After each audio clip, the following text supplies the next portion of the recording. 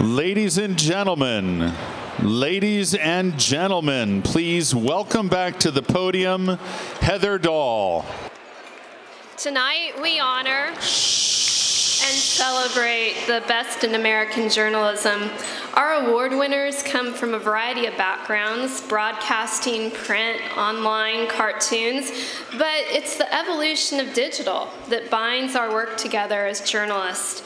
Tonight, we take a few moments to consider the influence advancing technology has had as we each try to navigate our own journey, bringing our values as journalists into this new era.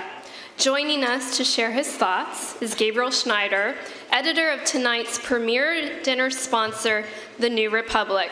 Welcome.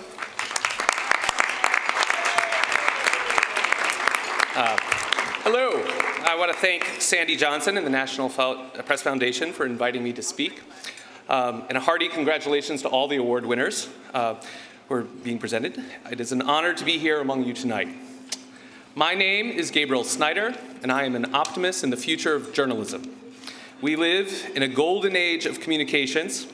Many of you, no doubt, are reaching for your phone right now.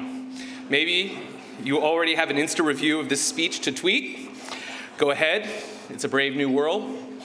Or maybe you're texting a particularly clever emoji combination to the person sitting right next to you. We've all been there. You may even be sitting out there closing a piece with an editor stuck back home while working on your second drink. In some ways, journalism never changes. But yes, we know that this magical device in your hands connects people in ways that were utter science fiction a mere 2 decades ago. But we seem unsure as to whether that's a good thing for this craft and public service that we celebrate tonight. There are a lot of doubts about whether the journalism that we have made our calling can survive and thrive in this new digital age, but I say, of course it can, because it must. A vibrant, influential, and independent press is vital to democracy. But we also know that these tiny devices have wrought havoc on the old ways of doing business. The revenue streams that paid for that public service, predicated as they were on limited distribution channels and geographical monopolies, have been totally undone by the supercomputers in our pockets and purses. There have been wrenching changes for journalism organizations. We all know the pain caused by the last decade of restructurings, bankruptcies, and layoffs. So why am I an optimist? Because it's clear that the same technological disruptions that upended our business have uncovered massive new opportunities and vast new audiences for the kind of journalism we cherish. Far from being a dying art, we're discovering that journalism is just getting started. People like Ta-Nehisi Coates, Nate Silver, Ezra Klein, Anna Holmes, and the late David Carr have used the new possibilities of the web and social media to shine a light into the inner workings of the institutions and systems that shape our politics, economy, culture, and even our own industry.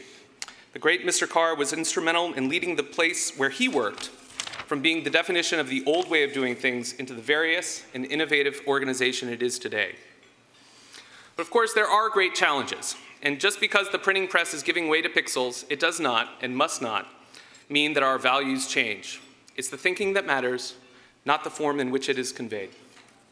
As you may have heard, the publication I edit, The New Republic, has lately been going through some changes of its own. We may even be a little more vertical, a little more integrated, who knows? But actually, the fantastic team of writers, editors, designers, and developers in both our New York and DC offices are busy making magazines, websites, and social media that advance the mission that our founder, Herbert Crowley, outlined 100 years ago. He said, summed up, the new publication is to be radically progressive. He would bill his debut issue as a journal of opinion which seeks to meet the challenge of a new time. Herbert, I couldn't agree more. If our founders sat down today to settle on the best way to achieve this mission, they would not have picked a weekly printed magazine as their best hope to achieve it. They were pretty smart people. They wouldn't, indeed couldn't, have ignored an array of digital publishing possibilities. And just like any publication with hopes of success in the year 2015, they would want the New Republic to be better at welcoming into our fold readers, writers, and editors who reflect the American experience as it exists today. The New Republic's defining ability has always been that of reinvention. In the endless pursuit of America's promise, it has always known that it also needed to improve itself. Today, the question we must ask is, what should the New Republic be in its next 100 years? As it always has, the New Republic will be a home for ambitious journalism and provocative ideas. What will change is how we will go about delivering them.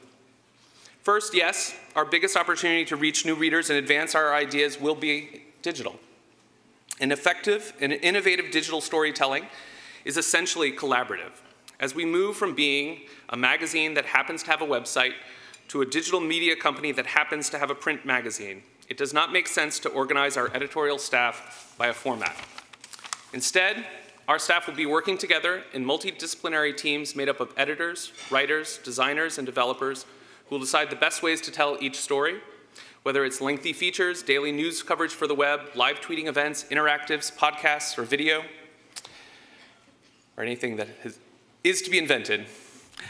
The very first words in our very first issue were, "The New Republic, frankly, is an experiment." And that is how we're working right now. In New York and in DC, it feels like an experiment. It's fun, it's tough, it's bracing, it's scary, and sometimes we'll screw up. But we're conducting this experiment for a reason. We believe in great journalism. Essentially, journalism is a pursuit of insight, of new knowledge, of, someone has to say it, truth. And the truth is, this recent revolution in the ways of human interaction is not reversing. In fact, the pace of change will likely increase in 5 years' time. The references in this speech may be as quaint as a pneumatic tube. But if we stick to our values, to our passion, to discover, inform, and delight, I'm pretty sure that we can commit some pretty great acts of journalism. And that's why I'm an optimist. Thank you.